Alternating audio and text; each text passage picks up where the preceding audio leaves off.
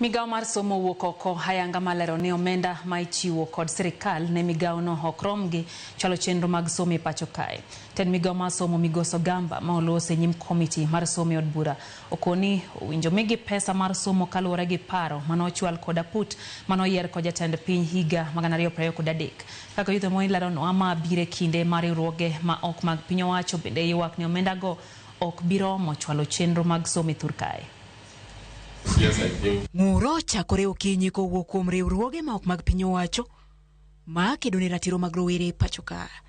Twak mane obak kod riwruok mar Mtoto News okelo paro kod ng'ure wi omenda ma ichwalo ne skunde makata ywak ni osebedo katin e budget mar higa ni pod nyalo dok piny. Bajeti ya huu mwaka 2024-2025 tuko nao tayari. Ukiangalia zile pesa zinaenda katika mashule, mara mingi walimu wanasema pesa haitoshi. Walimu wa primary school wanasema pesa haitoshi. Pesa ya junior school haitoshi. Pesa ya secondary school pia haitoshi. Wazazi pia wanalalamika shule mingi inawaambia walipe pesa directly katika mashule. Bende twagni podo dhi nyime kendo jo od bura e komiti mar somo oketo jatend migao mar somo Migos Ogamba tesre e wi gima omiyo jonyuol chulo omenda ma udhuro e skunde e kinde masingo to en ni somo en nono ne jopuonjre pacho ka. For any school to ask for funding, they must seek approval of the CS. But across the country, I'm telling you, across the country, parents are paying because the money is not being provided by the government. For example, the money that goes to primary level is 22 shillings per kid.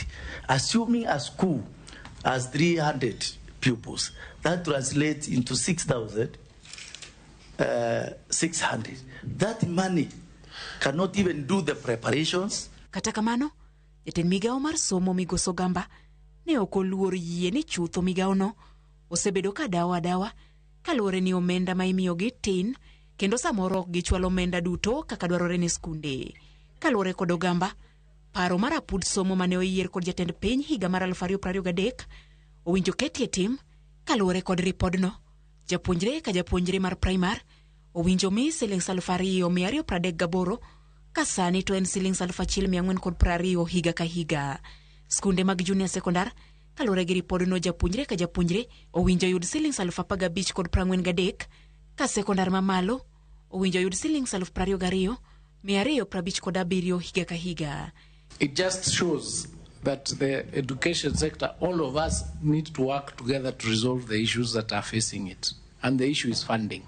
The government then is forced to give resources that they can afford, that they can manage. And sometimes even then, as you've seen under secondary, the 22,244 was not fully given. It was, what was given was what was available.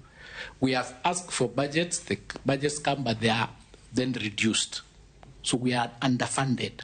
Chike matayo chwalo omenda gi nyaka ne skunde, kata kamano kaluwore gi jaod bura ma Kibra, osebedo ka opong' kod mibadhi kendo hinyo dongruok mag skunde kod somo mag jopuonjre. One of the most disturbing issues is how this fund is disbursed.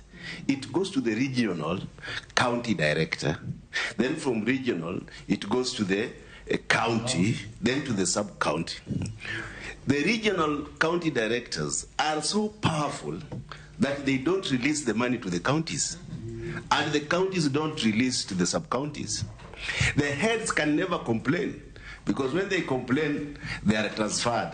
Hiko omenda mar 2025-2026 okoketo omenda mar penje budget, kendo jokanyo mag od bura nyicha ogolo paro mondo mi pogo omenda moko mag somo e wi japuonjre ka japuonjre mondo dhi ne chenro mag penj, paro madhi duoko omenda ni piny e kinde ma midhiero pod nitiere.